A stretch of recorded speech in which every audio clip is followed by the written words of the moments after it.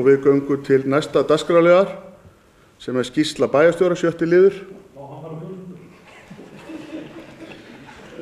Nei. Taka svona fram eina staðreind, ég held að þetta sé svo síðasta sem ég gera á þessu ári vegna málefna kvenna í bæjarstjórn Akureyrar. En á tímabilinu 1974 til 1982 þá sat aðeins ein kona í bæjarstjórn Akureyrar. Það hins vegar breyttist heldur betur eftir kosningarnar 1982 þegar konur urðu í fyrsta sinn meirihluti bæjarfulltrúa. Í kjölfar kvennafrídagsins 1975 var stofnuð á Akureyri jafnréttishreyfing sem ákvað að bjóða fram lista í sveitarstjórnarkosningunum 1982 undir merkjum kvennaframboðsins. Sú ákvörðun var öðrum framboðum hvatning til þess að auka jafnræði kynjanna á framboðslistum og leiddi til þess að konur urðu meirihluti bæjarfulltrúa.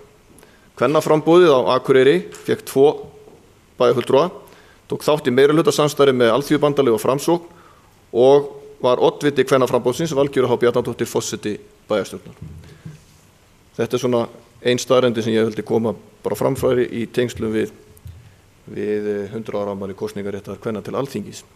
En ég er ekki meira en rétt 2 mál sem ég ætla bara aðeins að hlaupa á hérna frá því við hittumst síðast. En ég var svo heppinn að fá tækifæri til þess að heimsækja París í síðustu viku og satt þar fund á vegum Samband íslenskra sveitarfélaga sem árlegur fundur samtaka sveitarfélaga í Evrópu.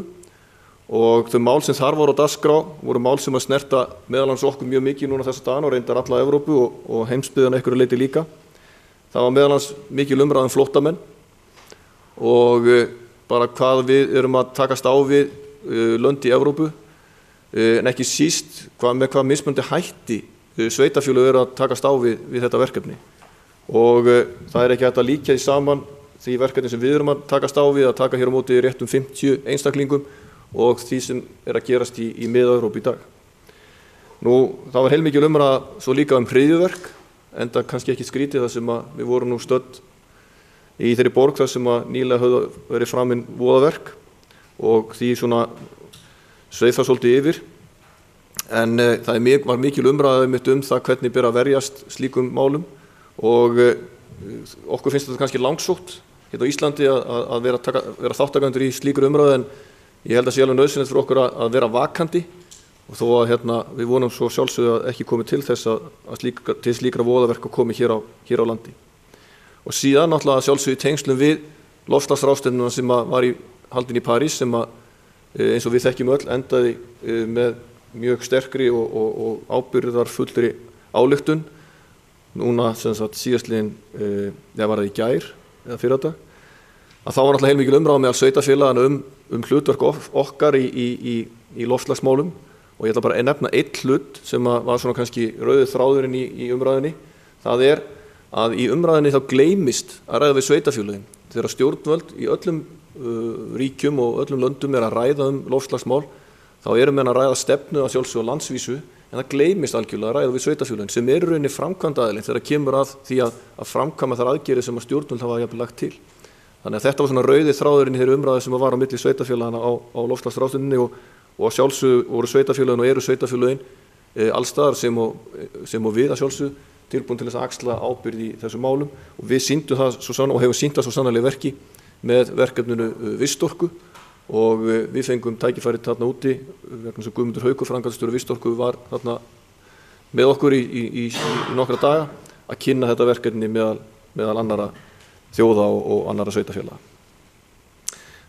Svo hitt málið rauninni bara það að fimmtudaginn 10. desember þá var hér haldið ráðstefna húsnæðismál og íbúðamál á vegum samtaka iðnaðarins og sú umræða var mjög jákvæð og uppbyggjandi og þar fékk ég þá tækifæri meðal annars til þess að koma að hlutum sem snúa okkur varðandi vilja okkar til þess að taka þátt í því þegar að húsnæðisfrumvarp, húsnæðis og félagsmálaráðherra fyrir gegn sem ég treystu að fara í gegn, vilja okkar til þess að taka þátt í framkvæmd þess og sem og öðrum þáttum sem við höfum svo sem tjáð okkur áður að við viljum gera til þess að efla uppbyggingu á hagkvæmu húsnæði hér í bæ. Þetta bara þau verkefni sem ég vildi nefna. Annað hefur í rauninni komið fram sem ég ætla ekki að fara tíunda. Við höfum verið að vinna náttúrulega úttekt á öldrunarmálum og eins líka úttekt á stjórnsýslunni. Bara að segja aðeins frá því að við vorum að funda það í dag. En ég ætla að láta þetta duga. Að lokum að óska sjálfsögðu bæjarfulltrúum og bæjarbúum gleðilegrar hátíðar og sjáumst svo hress á nýja ári. Takk hérlega. Eiríkur Björn Björgvinsson hefur lokið máli sínu, bæjarstjóri. Þá ætla ég að vekja athygli á eftirtöldum fundargerðum lagðar fram til kynningar. Afgreiðslufundur skipulagsstjóra 3. desember, atvinnumálanefnd 2. desember, bæjarráð 3., 9. og 10. desember, framkvæmdaráð 4. desember, íþróttaráð 3. desember, kjarasamningsnefnd 27. nóvember, samfélags- og mannréttindaráð 19. og 27. nóvember og 3. desember, skipulagsnefnd 9. desember, skólanefnd 30. nóvember og 7. desember, stjórn fasteigna Akureyrarbæjar 4. desember og velferðarráð 2. desember. Þetta nálgast þær á heimasíðu bæjarins. Ég ætla að minna á, í lokin ætla ég að fá að lesa hér minningarorð. Lárus Jónsson, fyrrum bæjarfulltrúi á Akureyri, alþingismaður og bankastjóri, lést 29. nóvember síðastliðinn, 82 ára aldri. Lárus fæddist í Ólafsfirði 17. nóvember 1933. Hann lauk stúdentsprófi frá Menntaskólanum í Reykjavík árið 1954 og viðskiptafræðiprófi frá Háskóla Íslands árið 1960.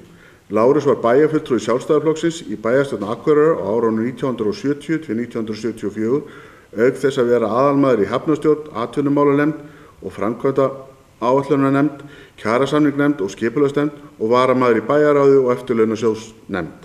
Eftirlifandi eiginkona Lárusar Guðrún Jónsdóttir og eignuðust þau 4 börn. Bæjarstjórn vottar aðstandendum Lárusar Jónssonar samúð sína leið og honum þökkuð störf í þágu bæjarfélagsins. Ég ætla að biðja bæjarfulltrúa að rísa úr sætum og heiðra minningu Lárusar Jónssonar. Takk fyrir. Þá í lokin ætla ég að fá að lesa upp óska bæjarfulltrúum og starfsmönnum bæjarins og fjölskyldum ykkar og öllum Akureyringum nær og fjær innilega gleðilegra jóla og farsaldar á nýju ári. Gunnar Gíslason, bæjarfulltrúi, biður orðið.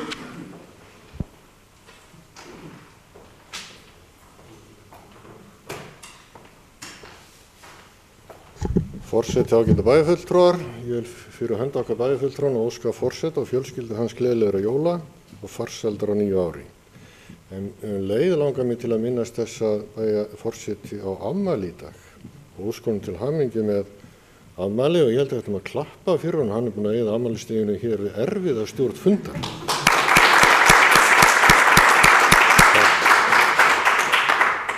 Takk ykkur kærlega fyrir.